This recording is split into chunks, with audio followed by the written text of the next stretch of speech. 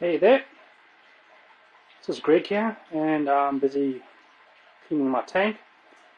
It was rather filthy, and the chemical levels in the tank, the ammonia, nitrite and nitrite, were in excess, way over excess of what they should have been.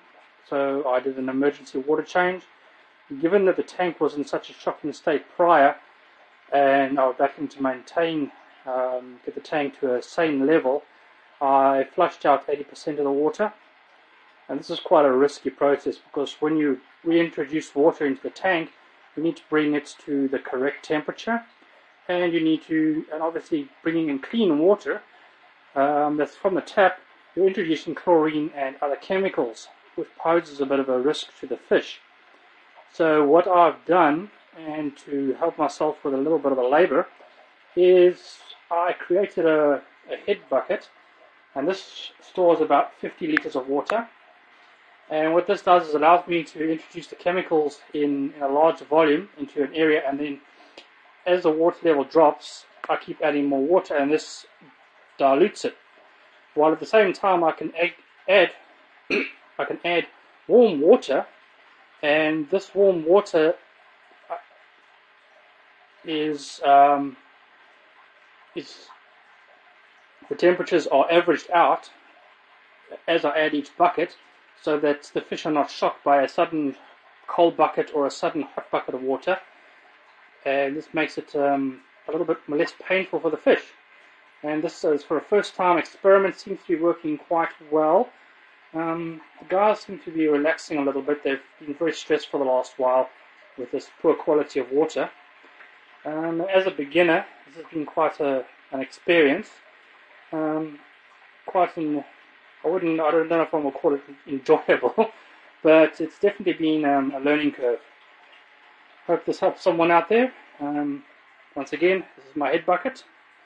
I'm using a fluval pump, which makes life easier with the mechanism that allows you to disengage both pipes at the same time. That way you don't get any air in the system. When you put the pump back on, it just starts and just carries on, like the pipes were never disconnected or moved.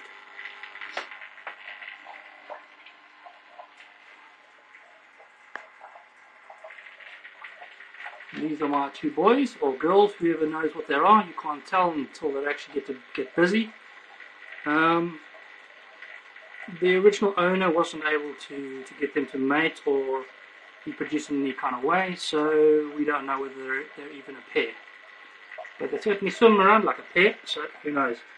And then I've got the poor little silver dollar sitting at the back there, poor thing. He's been extremely stressed, but I believe these fish are very susceptible to stress. And then I've got two pecos at the back. And these guys are quite hefty. Interesting thing that I noted when I moved them is they actually have very rough textured skin. This is quite interesting. And when you move them, mind out for their spines on their fins, they're quite nasty.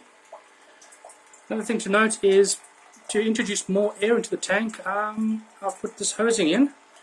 It's called an air curtain, and this doesn't take an awfully powerful air pump, but it's very effective in getting a lot of oxygen into the water, which obviously these big guys need in a reasonable volume. And I'm hoping that they'll be more comfortable within the next couple of days.